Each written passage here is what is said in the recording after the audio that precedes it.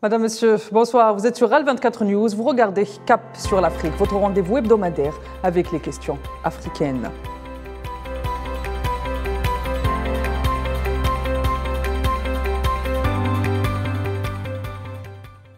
Du 21 au 26 janvier, le secrétaire d'État américain réalise son 4e déplacement en Afrique. Une assiduité diplomatique qui souligne l'importance centrale que revêt l'Afrique dans la stratégie de Washington.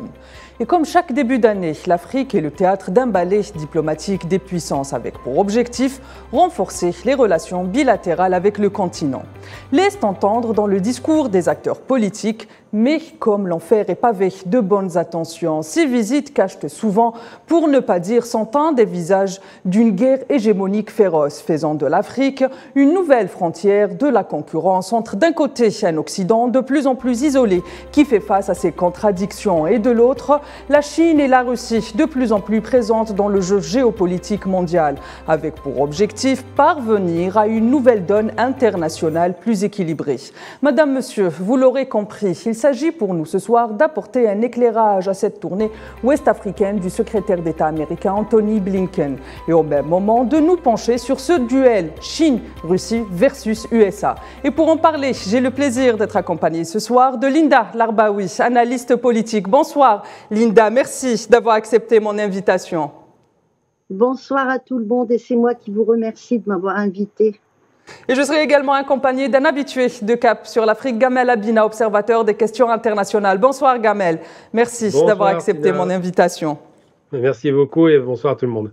Très bien, je commence avec vous, Linda Larbaoui, parce que c'est la première fois que vous êtes avec moi ici, mais aussi par galanterie et Gamel sera d'accord avec moi. Alors, on va se mettre dans le contexte, mais aussi un point historique. L'Afrique n'a jamais été au cœur des préoccupations de Washington ou américaines, mais ces dernières années, pour ne pas dire depuis les années 90, elle est devenue un enjeu central. Pourquoi ? Détrompez-vous, l'Afrique a déjà été un enjeu central. Dernière fois, c'était le congrès de Berlin 1884 qui a donné une puissance à l'Occident. Et ils se sont partagés l'Afrique et les richesses de l'Afrique. Et avant ça, c'était l'esclavagisme. Donc aujourd'hui, nous vivons une guerre mondiale. Il y a de temps en temps des conflits armés qui se déclenchent par-ci, par-là. Mais la véritable guerre, c'est une guerre économique qu'essaye de mener les États-Unis contre la Chine, mais contre aussi son allié qui est la Russie.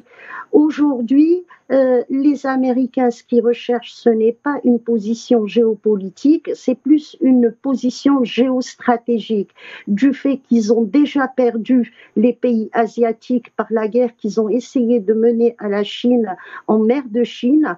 Et par rapport à Taïwan aussi, là, la marine américaine est déjà partie depuis plus d'1 an. Les Chinois ont eu gain de cause. Et d'un autre côté aussi, nous voyons ce qui se passe en mer Rouge, en mer Méditerranée, la présence des États-Unis qui est complètement qui n'est pas voulu dans les pays arabes, vu tous les désastres que les États-Unis ont menés en Irak, en Afghanistan, en Syrie, en Libye également.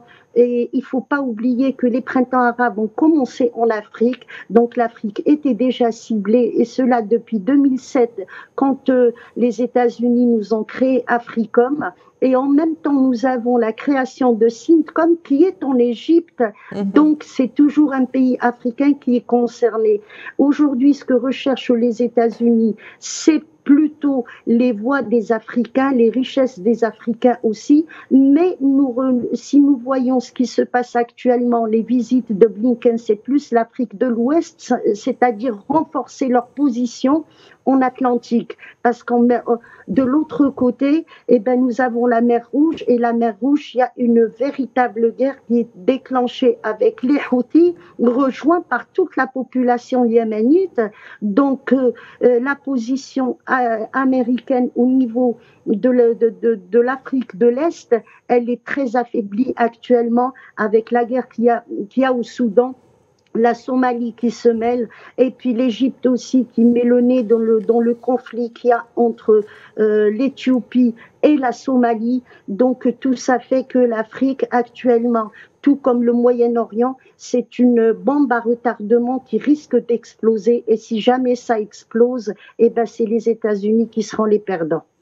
Très bien, je viens vers vous, Gamel Abina. Et Linda a commencé à nous en parler justement de ces tensions en mer Rouge. En mer Rouge, dans laquelle les États-Unis mènent une agression contre le Yémen à l'encontre du droit international, mais aussi soutiennent un génocide à l'encontre du peuple palestinien à Gaza. Et pourtant, un des thèmes de cette visite de Blinken en Afrique de l'Ouest est de renforcer la démocratie. Qu'est-ce que la démocratie selon les Américains alors et pourquoi ce thème ?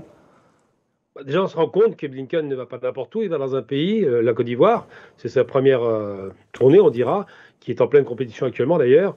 La Côte d'Ivoire qui est plutôt proche de la France, qui est plutôt un allié traditionnel, qui est plutôt une zone qui inquiète les États-Unis et la France, parce qu'il pourrait là aussi y avoir un effet de contagion, vu que le Burkina, qui est limitrophe, et évidemment les autres pays qui ont fait des coups de force militaires pour se débarrasser de l'influence française, auraient pu inspirer des putschistes ivoiriens à leur tour, puisqu'il faut rappeler quand même qu'Alassane Ouattara a pris le pouvoir par la force. C'est une chose qui a été oubliée malheureusement. Donc c'est vrai que les Américains ont bien compris et anticipé un mouvement. D'abord, ils voient que Macron ne va pas sur le terrain militaire, il n'a pas engagé de guerre depuis 7 ans où il est au pouvoir, c'est pas un va-t-en guerre, on s'en rend bien compte, et il voit aussi surtout que la place qu'ils veulent vacante de la France doit être occupée, non pas par les Russes, comme ça semble être le cas pour la plupart des pays, comme le Mali, le Burkina et bientôt le Niger, mais par les États-Unis. Alors les États-Unis sont déjà en place au Niger, avec la base d'Agadez, une base militaire très importante d'ailleurs, une des plus importantes. Ils ont un allié de fait avec Ouattara qui leur est favorable, on le sait, et ils envoient un envoyé spécial. Justement, est-ce que les pays qu'a choisi Blinken pour sa tournée ne rentrent pas quelque part dans le giron de la France et rentrent directement en porte-à-faux avec les intérêts de la France? Est-ce que les États-Unis sont prêts à sacrifier un allié aussi traditionnel que la France pour ses intérêts personnels, on va dire? Alors ça, sur le papier, l'allié traditionnel, c'est une plaisanterie, il faut être un peu sérieux. C'est ce qu'on appelle des alliés de circonstance. Ils se sont devenus alliés parce qu'il y a eu une guerre, une première puis une seconde guerre mondiale. Ce sont les Américains qui retirent toujours les marrons du feu, mais n'oublions jamais que du temps de Kennedy, puis par la suite, les États-Unis ont encouragé l'indépendance des États africains contrôlés par les Anglais ou les Espagnols, Portugais et Français en particulier, et qui sont sur un terrain de concurrence. C'est-à-dire que les Américains sont des alliés politiques stratégiques, mais en aucun cas des alliés économiques. Or là, ça a été dit par Linda, le gâteau africain est un gâteau essentiellement économique et géopolitique et géoéconomique. Et donc le fait de prendre, c'est ce que j'expliquais, la place de la France en douceur, et on voit bien, le Niger, une base américaine, c'est pas anodin. On voit bien que cette tournée avec un homme qui, Blinken, parle couramment le français. Il faut savoir que c'est quelqu'un qui a été éduqué en France. Il a donc une longueur d'avance sur beaucoup de représentants français qui iraient sur des théâtres des pays anglophones, par exemple. Et il se trouve qu'il joue la carte de la séduction et de la sécurité. Il le dit lui-même, il ne faut surtout pas que la Côte d'Ivoire sombre, il faut l'aider, donc ils vont mettre de l'argent, ils vont mettre certainement de l'équipement militaire, certainement des bases américaines, pour empêcher la progression d'abord des Russes sur le plan militaire, qui a obtenu des résultats assez conséquents dans cette région-là, la CEDEAO, et surtout, et c'est le plus important, pour empêcher la présence chinoise, qui est le premier partenaire, par exemple avec la Côte d'Ivoire, premier partenaire économique. Donc il y a une guerre économique, une guerre politique, une guerre idéologique quelque part, l'Est contre l'Ouest, mais surtout une guerre de position vis-à-vis de ces alliés dont on parle beaucoup, parce qu'on fait de l'Occident un bloc monolithique. Ça, c'est un mythe fabriqué de toutes pièces. L'Occident, c'est surtout des nations en concurrence qui ne montrent pas leur dissension à l'extérieur. Et on voit bien que quand les Américains vendent par exemple des armements militaires au Moyen-Orient ou même en Australie, eh ben, ils font un coup bas à la France. Donc c'est vraiment une relation de concurrence et je pense que l'Amérique a tout intérêt à voir la France s'affaiblir pour prendre sa place à la place des Russes ou des Chinois qui commencent à occuper largement le terrain. C'est une des raisons pour lesquelles, sur le plan sécuritaire, ils mettent l'accent là-dessus. Sur le plan d'investissement, ils veulent se positionner parce qu'ils veulent conserver une zone d'influence en Afrique importante dans des pays en plein développement et qui vont faire que se développer à l'avenir. Très bien, justement, Gamel Abina, je viens vers vous. Linda, Gamel Abina vient de nous dire que l'Occident, finalement, n'est pas un bloc soudé, comme il a l'habitude de nous dire, avec ses positions et ses principes. Mais finalement, aujourd'hui, les intérêts économiques des États-Unis, quels sont les intérêts économiques des États-Unis au sein de l'Afrique, en particulier dans les pays que Blinken a choisis pour cette dernière tournée ? Monsieur Abina vient de citer la zone de la CEDEAO. La zone de la CEDEAO, c'est un marché de plus de 450 millions d'habitants quand même. Si on rajoute à cela le Maghreb, et ben là, on dépasse largement le marché de plus de 500 millions d'habitants. Et aujourd'hui, avec la crise actuelle que connaît le monde, avec ce qui s'est passé, les 2 ans de fermeture de la crise du le Covid-19, plus la guerre en Ukraine, et qui a complètement déstabilisé les États-Unis. Je crois qu'ils ne s'y attendaient pas. Ils s'attendaient pas à ce que la Russie résiste autant avec les 16 000 sanctions qu'il y a eu contre les Russes. Donc, rajouter à cela aussi les problèmes qu'il y a en Europe actuellement, et puis la guerre entre le peuple palestinien et puis l'entité sioniste. Donc les États-Unis sont vraiment dans l'embarras. Pour la première fois, ils dépassent quand même les 33 trillions de dollars de dette.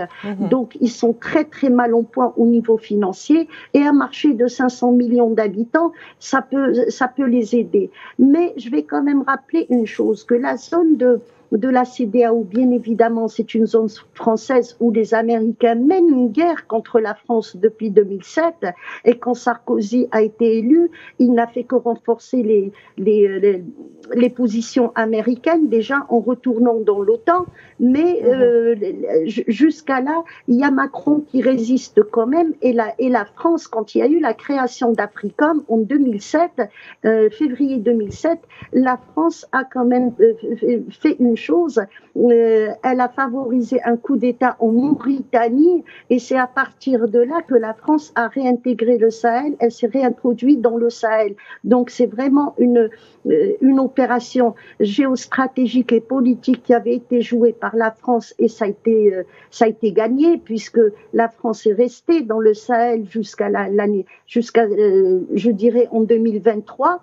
Au moment où il y a eu le coup d'État au Niger, qui a encore tout chamboulé par rapport au programme français, mais par rapport aussi à ce qu'envisageaient les Américains, puisque là, le Niger demande à revoir tous les contrats et demande à revoir aussi les accords par rapport à cette base. Mais il faut rappeler aussi que cette base est américaine depuis plus de 30 ans, ça ne date pas d'hier ou d'avant-hier, ça date depuis la fin de l'Union soviétique. Donc ça, il faut le rappeler quand même. Donc le Niger est perdu pour l'Occident, mais quand on remarque bien et quand on connaît l'histoire de l'hégémonie américaine, ce que les États-Unis essayent de faire dans ce qu'on appelle le précaré français, ils l'ont déjà fait par le passé, côté zone d'influence anglaise. Et les États-Unis aujourd'hui, ce sont les héritiers de tout ce qui est axe maritime qui était dominé par le Royaume-Uni, et puis par aussi la zone d'influence au Moyen-Orient, du Royaume-Uni également. Donc c'est la même guerre qu'ils essayent de mener contre les Français, et ils ont mené exactement la guerre aussi à l'Union soviétique avec l'opération Safari Club pour faire sortir l'Union soviétique de l'Afrique, et c'était réussi. Donc aujourd'hui, ils mènent la même guerre contre les Français, et cette fois-ci, ils ont des gros problèmes, puisque la Chine a émergé depuis, la Russie est revenue en force en Afrique, et puis il y a aussi les peuples africains, et je dis bien les peuples africains qui ne pensent plus comme dans les années 70. Aujourd'hui, nous avons un panafricanisme des peuples africains. Ce ne sont plus des leaders qui sont là pour se battre, pour libérer l'Afrique. Et tout ça, ça met du piment dans les épinards, et puis ça met aussi les Américains dans l'embarras. Donc ils essayent de me montrer patte blanche, alors qu'il ne faut surtout pas leur faire confiance. Si on se débarrasse du choléra, c'est pas pour avoir la peste en Afrique. Justement, Gamel Abina, Linda vient de nous dire que les peuples africains se mobilisent contre la présence impérialiste occidentale, et en particulier la présence américaine. En République démocratique du Congo, à l'annonce ou au début de la visite de Blinken, il y a eu des sit-ins qui ont été organisés pour dénoncer cette visite, dénonçant notamment l'hégémonie américaine, non seulement en République démocratique du Congo, mais sur l'ensemble du continent africain. Quel est le rôle américain autour de l'abcès auquel fait face aujourd'hui la République démocratique du Congo? À l'est, je fais référence au Nord Kivu. Vous savez, déjà, on se rappelle traditionnellement, c'était à l'époque, les États-Unis avec la CIA, en travaillant de concert avec les Français et pour le coup et les Belges, avaient fait assassiner Patrice Lumumba en passant par des prête-noms, en passant par des hommes de main. Ils avaient tout fait pour déstabiliser le pays. Il y a les opérations du Katanga. On se souvient aussi de la volonté de faire sécession de certaines régions. On se souvient de la volonté de ne pas laisser la RDC, le Congo traditionnel, devenu après un territoire complètement sous contrôle d'un homme qui était affilié à l'Occident, Mobutu. Donc on se souvient effectivement que les États-Unis ont toujours été la manœuvre dans la région, que ce soit dans les Grands Lacs. Aujourd'hui, la manœuvre se fait de façon très habile entre les Américains et les Anglais.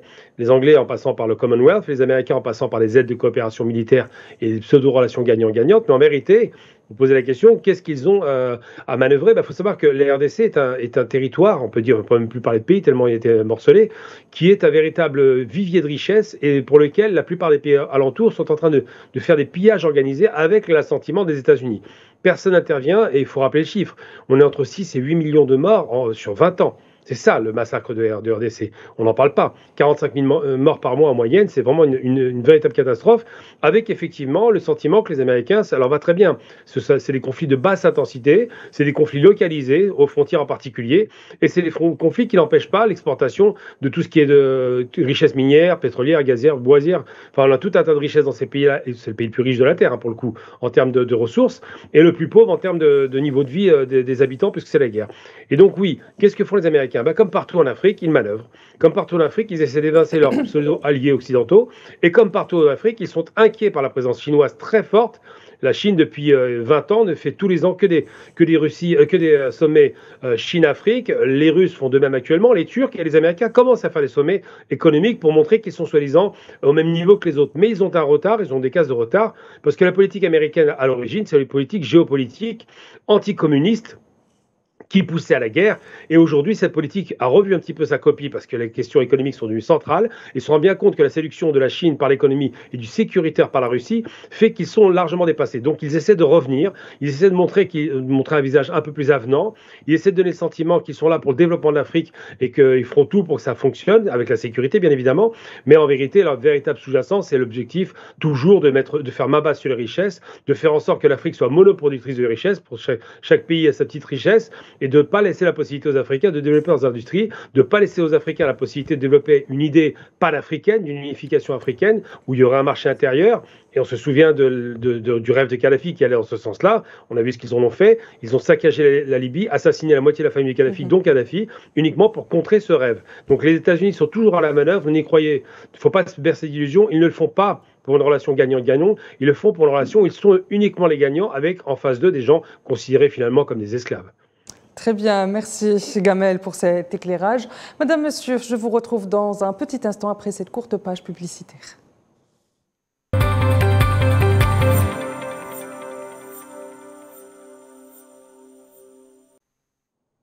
Madame, Monsieur, re-bienvenue dans ce plateau de Cap sur l'Afrique qui se penche ce soir sur la tournée d'Anthony Blinken en Afrique de l'Ouest, mais aussi sur cette guerre d'influence que se livrent les puissances pour contrecarrer l'influence d'un côté des États-Unis et de l'autre de la Russie et de la Chine. Je viens vers vous, Linda. Gamel vient de nous expliquer que finalement les États-Unis essayent de donner une autre image de sa politique étrangère, essayent de se lancer dans une opération marketing, dans une opération séduction, mais les langages de Blinken restent toujours les mêmes. Nous voulons aider l'Afrique, nous voulons apporter plus de démocratie en Afrique. Alors, comme je l'ai dit tout à l'heure, la démocratie, elle a été bafouée par les États-Unis. Pourquoi est-ce que justement les États-Unis refusent de remettre en cause ce logiciel-là? Les peuples africains, vous l'avez dit, Linda, sont aujourd'hui panafricains et expliquent qu'on veut aller vers d'autres relations avec les puissances. Pourquoi est-ce que les États-Unis s'infligent finalement cette torture à vouloir garder un logiciel qui ne marche pas?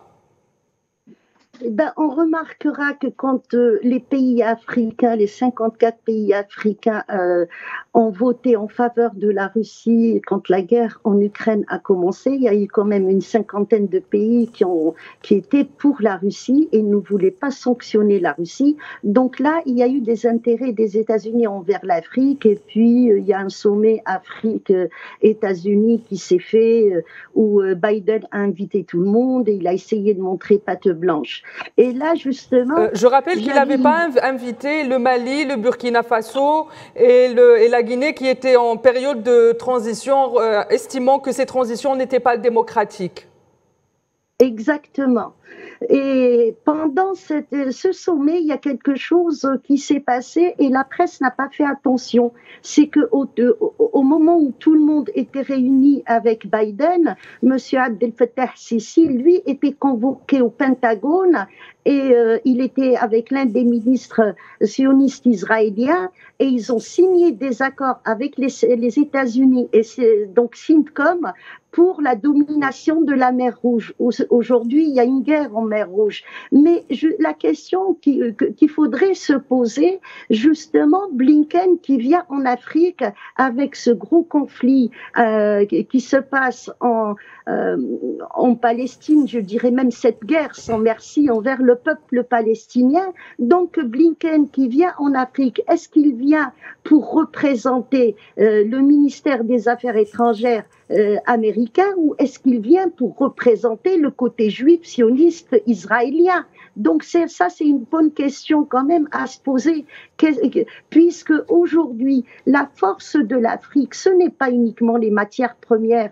L'Afrique, le continent africain, c'est le seul continent qui domine les 4 axes maritimes les plus importants où nous avons 55% des marchandises, bien évidemment avec les hydrocarbures qui transitent par là. Donc nous avons Gibraltar, nous avons le canal de Suez, nous avons Bab el-Mandeb, la corne de l'Afrique, et puis le cap de Bonne-Espérance. Donc tout ça fait que si jamais au niveau de l'Afrique du Sud qui mène une guerre aussi au niveau du tribunal international contre l'entité sioniste et le massacre du peuple palestinien, si jamais l'Afrique du Sud réagit justement pour ne pas laisser les bateaux israéliens voire américains passer, et ben là il serait vraiment dans l'embarras. Donc que représente Biden aujourd'hui? Que cherche-t-il? Est-ce qu'il cherche juste à renforcer la position des États-Unis ou est-ce qu'il cherche à positionner l'État sioniste, puisque l'Afrique s'est prononcée contre à ce que l'État sioniste soit au niveau de l'Union africaine comme membre observateur. Donc l'Afrique s'était prononcée, était contre. Aujourd'hui, l'État sioniste a tous les peuples arabes contre lui. Les États-Unis également, il est indésirable. Hier, nous avons eu une nouvelle par les journaux américains dont Falling Porisi qui annonce que le retrait des forces américaines de la Syrie, et puis ils veulent mettre le chaos en libérant les 10 000 Daesh, soldats de Daesh qu'ils ont là-bas, et puis l'Irak aussi qui ne veut plus entendre parler des forces états-uniennes chez elle, même otaniennes, le Yémen pareil. Donc vu qu'ils ont perdu toute cette position, ils ne peuvent plus positionner l'État sioniste par rapport à ce qui était envisagé et la normalisation avec Israël. Est-ce qu'aujourd'hui Blinken ne vient pas aussi pour essayer de renforcer ce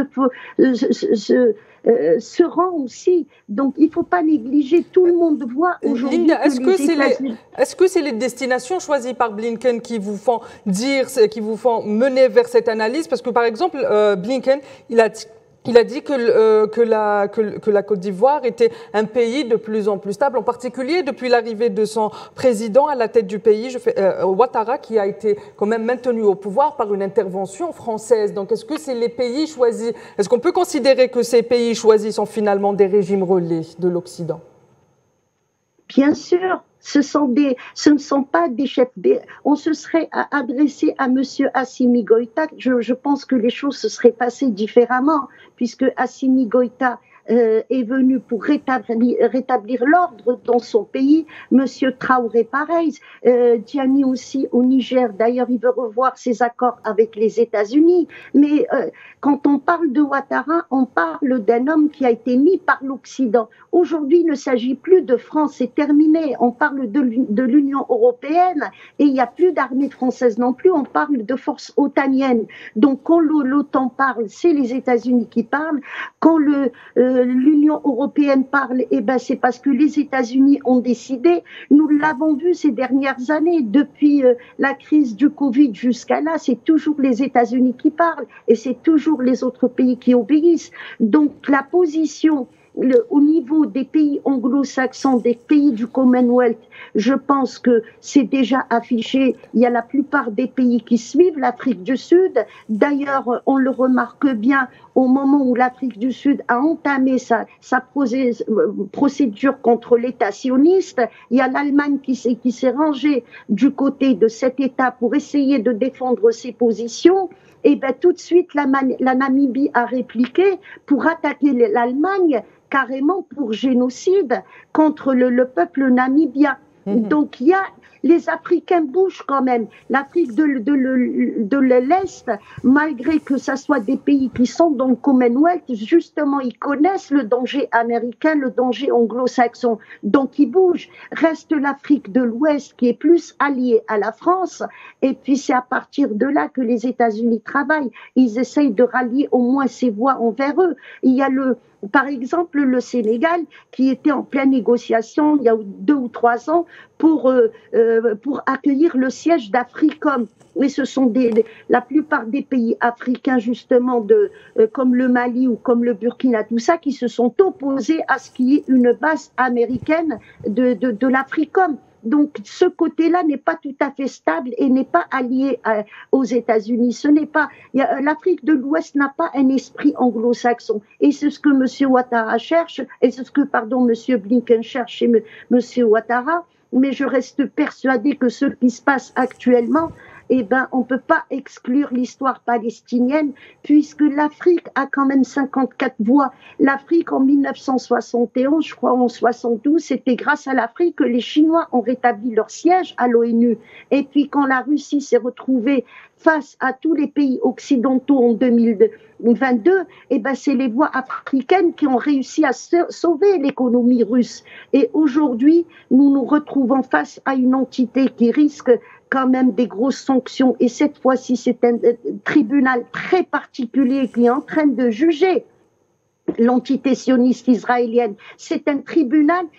Actuellement, ce qu'il faudrait quand même comprendre et savoir, c'est que ce tribunal, il a été choisi, ce n'est pas par hasard. Parce que si jamais l'État d'Israël ne reconnaît pas ou n'applique pas ce qui est fait par ce tribunal, là, ils remettent en question toute leur histoire, puisque c'est un tribunal qui a été monté pour juger les Allemands pour crimes de guerre.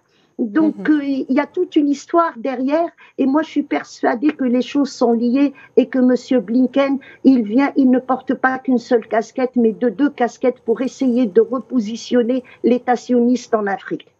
Très bien, je rappelle qu'au sein de l'Union africaine, la question palestinienne, comme toute question de décolonisation, fait partie des priorités du continent et de son organisation continentale. Je viens vers vous, Gamel Abina. Comme vient de nous l'expliquer précédemment, Linda, la mer Rouge aujourd'hui qui cristallise l'ensemble des tensions, qui s'est voulue comme une expansion du génocide que subit actuellement le peuple palestinien à Gaza.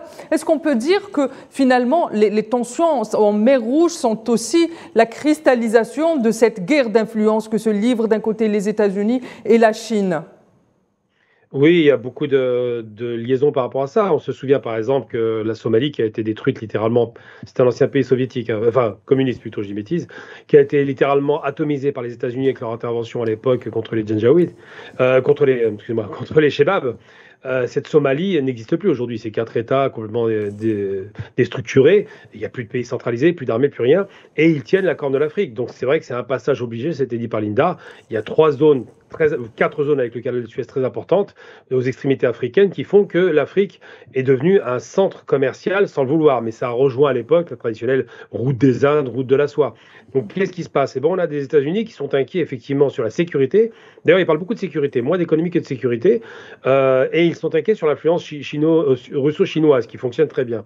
Mais par exemple, on peut citer Hillary Clinton qui disait il y a quelques années, aujourd'hui on fait face à un impérialisme chinois auquel on devrait faire face. Alors que quand Hillary Clinton parle d'impérialisme, on peut mettre ça entre parenthèses et se poser des questions. Vous savez, ce que je pense de cette femme, ça n'a pas volé bien haut. C'est une criminelle qui est vulgaire, qui a ri de la mort de Kadhafi. J'ai aucune sympathie pour le personnage. C'est une vulgaire impérialiste qui est très barbare. On ne rit pas de la torture ou de la mort d'un homme. Mais bon, Hillary Clinton ne représente qu'elle-même et ne représente pas grand-chose. Par contre, l'impérialisme américain n'est pas discutable. La problématique, c'est que les Chinois ne sont pas impérialistes. Ils ont un impérialisme qui existe, qui est économique. Effectivement, c'est un grand empire économique qu'il est depuis 400 ans. C'est pas d'hier, c'est eux qui ont inventé le commerce mondial. Mais surtout, les Américains aiment beaucoup parler à des gens qui leur sont favorables. Prenons l'exemple de la démocratie. Vous en avez parlé. Les Américains parlent aux démocrates africains. C'est quand même une sacrée plaisanterie. Parce qu'en Afrique, il y a très peu de démocratie et quand elles existent, elles posent problème. Et surtout, lorsqu'il y a une démocratie qui va naître au Moyen-Orient, comme lorsqu'il y a des élections à Gaza en 2006 où le Hamas l'emporte, là, on ne parle plus aux démocrates. Et pourtant, ils ont fait une élection démocratique qui a été acceptée par la communauté internationale comme étant parfaitement en règle. Mais comme les gens qui arrivent au pouvoir ne leur conviennent pas, eh bien, on ne leur parle pas. Les Iraniens sont démocrates, on n'en parle pas. Les Turcs sont mal vus en démocratie. Les Libanais sont démocrates, on n'en parle pas. C'est dire un peu. Et les Africains démocrates, quand ils existent, on fait semblant de ne pas les voir. Et quand d'autres fausses démocraties, quand c'est des coups de force, par exemple, je suis désolé, mais on ne peut pas dire que la Côte d'Ivoire soit née d'une démocratie. C'est un coup de force militaire français qui a conduit au pouvoir un homme, Alassane Ouattara, qui est un compagnon du FMI. C'est quelqu'un qui a l'habitude des instances internationales, qui a l'habitude de parler aux Américains, qui a l'habitude des intérêts qui sont étrangers à son propre pays, puisqu'il défend tous les intérêts de la Banque mondiale, du FMI et de tout le système d'ultralibéralisme. Eh bien, ces Américains l'aiment bien parce qu'ils parlent le même langage. Un homme qui va faciliter la fuite des capitaux de son pays, la fuite des richesses de son pays à des tarifs qui sont largement sous-évalués. Tout cela donne à penser. On peut se dire, mais pourquoi les Américains sont en Afrique ? Effectivement pour les raisons géopolitiques, effectivement pour les raisons de contrôle de la région, on voit bien que l'Égypte est sous contrôle, mais surtout tout ce qui concerne la Corne de l'Afrique, donc du trafic maritime, pétrolier, gazé et commercial, mais surtout les Américains sont en Afrique pour contrer la puissance hégémonique de plus en plus importante économique chinoise et la puissance hégémonique de plus en plus importante militaire qui se fait, il faut le rappeler tout de même, en collaboration. La différence entre l'impérialisme américain qui est un impérialisme de domination et d'écrasement et le pseudo-impérialisme chinois ou russe, c'est que ces deux puissances n'ont jamais conquis aucun territoire. Elles y vont par la séduction, par la conviction, elles font de la collaboration, elles construisent des routes, des autoroutes, c'est vrai, là on n'est pas dans la colonisation, elles sont payées pour ça, mais elles font un travail vraiment proactif. Quand on voit ce qu'ont fait par exemple les Russes au Mali, où ils ont donné les moyens au Mali de pouvoir se défendre et d'avoir un équipement militaire de pointe, ça c'est une question depuis 60 ans qui n'existait pas du côté occidental, parce que les Occidentaux ne veulent surtout pas apprendre à un homme à pêcher, ils préfèrent continuer à lui vendre du poisson. Et bien là c'est pareil pour les Chinois, ils considèrent que l'Afrique doit être prise au sérieux, c'est un continent qui a une croissance à 5% en moyenne par an, et c'est un continent qui mérite d'être développé parce qu'il devient central dans le monde. Tout est produit en Afrique en matière première, et demain tout sera produit en Afrique en matière de transformation et d'industrie. Mais c'est vrai qu'aujourd'hui, les États-Unis ne voient pas l'Afrique comme un partenaire économique, même s'ils prétendent vouloir travailler avec l'Afrique et non pas pour l'Afrique. Ils voient l'Afrique comme un vivier de richesse à se faire, un vivier de possibilités de vendre des produits manufacturés et de continuer cet impérialisme économique, politique, culturel et surtout militaire états-unien sur l'Afrique. Très bien, Gamel. Je viens vers vous. Linda, le chef de la diplomatie chinoise a également opéré une tournée au début de l'année 2024. Selon vous, quels ont été les moments forts de la tournée du chef de la diplomatie chinoise ? Moi, je dirais que le moment fort était la semaine où la guerre à Gaza a éclaté. Donc, ça remonte à quelques jours après le 7 octobre, puisque il y a eu une conversation téléphonique qui a été révélée par le journal Global Times, donc c'est un journal chinois, entre le ministre des Affaires étrangères chinois et Blinken, donc le ministre des Affaires étrangères américain, où le Chinois lui a dit clairement que l'entité sioniste, donc Israël, n'a pas à occuper des terres, et s'il n'y avait pas cette occupation et cette colonisation, il n'y aurait pas eu de Hamas. Donc le problème n'est pas dans Hamas, et il a été très loin pour lui dire carrément que ce monde-là qui a été créé en 1945 après la Deuxième Guerre mondiale, c'est un monde qui a été créé injustement après 2 bombes nucléaires que les États-Unis ont balancées au Japon alors le Japon avait abdiqué, et puis sur le malheur aussi du peuple palestinien. Et c'est à partir de là que les tensions ont commencé à venir, et nous voyons d'ailleurs clairement que les Chinois soutiennent favorablement le peuple yéménite, sans parler des Houthis. Ils soutiennent ce que le Yémen fait, pas indirectement, mais directement. Ils ont refusé justement de dissocier ce qui se passe avec les Houthis et ce qui se passe avec Gaza. Et ça, c'est des choses qui sont révélées par les Chinois eux-mêmes, en qui j'ai confiance. Les Américains, autant les Américains, c'est de la propagande et c'est des médias mensonges, autant les Chinois essayent de rester dans des faits réels et de ce qui s'est passé et dans la vérité. Donc c'est ça le moment le plus important. Mais je vais revenir aussi à cette tournée par rapport à l'Afrique de l'Ouest. Il ne faut pas négliger non plus le dossier du Sahara occidental qui est revenu en force après un statu quo d'une trentaine d'années, une guerre qui s'est réenclenchée. Et puis actuellement, on a vu ces derniers temps que ça a bougé beaucoup au niveau du Sahara occidental. Il y a eu beaucoup de mouvements au niveau des personnalités de l'ONU, de la MINURSO, au niveau aussi des Américains qui ont visité le territoire sahraoui. Donc, si ce problème a été créé en 1975, parce que ça a démarré en 75 justement. C'est par rapport à l'Atlantique et l'Alliance transatlantique et l'OTAN également. Donc là, les États-Unis refusaient catégoriquement qu'il y ait une présence de l'Union soviétique qui aidait le peuple de Sahraoui, le Polisario, à s'armer et à lutter pour prendre l'indépendance. Donc il y a des documents qui ont été déclassifiés, des documents qui concernent Kissinger et que c'était lui qui avait mis tout ça en place. Et ces documents ont été déclassifiés, on peut les retrouver facilement sur Internet, ça explique clairement ce problème. Donc il y a le dossier Sahara occidental qu'il ne faut pas négliger dans cette visite, tout comme le dossier palestinien aussi. Donc les Chinois qui soutiennent justement le peuple sahraoui également pour qu'il prenne son indépendance. Là, c'est la position forte de la Chine. La Chine, ce que M. Abina disait, c'est tout le contraire. La Chine a subi l'occupation, a subi l'esclavagisme, ce qu'ils appellent les Chinois le siècle de la honte. Et bien nous, en Afrique, nous avons les 3 siècles de la honte quand même. Donc les Chinois n'ont rien à se reprocher. Les Russes non plus. Les Russes les Slaves qui étaient indésirables par l'Occident, par l'Europe de l'Ouest, donc ont développé depuis l'empereur, depuis le tsar, ont développé une diplomatie très intéressante et très influente. Donc la diplomatie russe, elle est vraiment importante dans le monde et elle est professionnelle, contrairement aux Américains. Quand on voit les Américains et là où ils ont mis leurs pieds, c'est du vol à main armée. Ce qu'ils font en Syrie, par exemple, à piller le gaz et le pétrole syrien, à utiliser Daesh pour renforcer leur position, ça c'est du vol à main armée. Ce qu'ils ont fait en Irak, c'est du vol à main armée. Les États-Unis ont quand même une politique assez sale où on va passer du côté stigmatisation. Après la stigmatisation, on va passer à la diabolisation. Ce qu'ils ont fait en Ukraine, au départ, on a stigmatisé les Russes. Après, on a diabolisé Poutine. C'était la guerre de Poutine. Ils ont essayé de l'isoler. Donc, ils vont vers l'isolement. Ce qu'ils ont fait à Kadhafi, ce qu'ils ont fait à Saddam Hussein. Et à partir de là, une fois que leur proie est isolée, c'est là où ils attaquent. Cette fois-ci, ils ont 80% des populations mondiales qui sont contre eux et le continent africain qui est très riche, qui domine plusieurs axes maritimes et qui a 54 voix au niveau de l'ONU. Donc il y a pas que les richesses. Très bien, Linda, merci. Malheureusement, on arrive à la fin du temps qui nous est imparti pour cette émission. Gamal Abina, vous avez 30 secondes pour un dernier mot.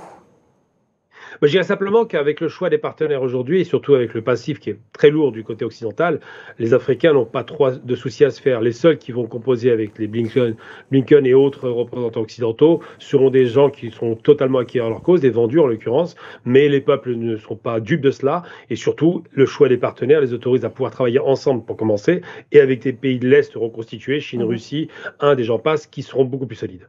Très bien, merci Gamel, merci de m'avoir accompagné tout au long de cette émission. Merci Linda Larbaoui de m'avoir accompagné tout au long de cette émission. Quant à vous, très chers téléspectateurs, merci pour votre fidélité. L'info continue sur l'ensemble des plateformes digitales de Al 24 News. Quant à moi, je vous donne rendez-vous la semaine prochaine pour une nouvelle question africaine.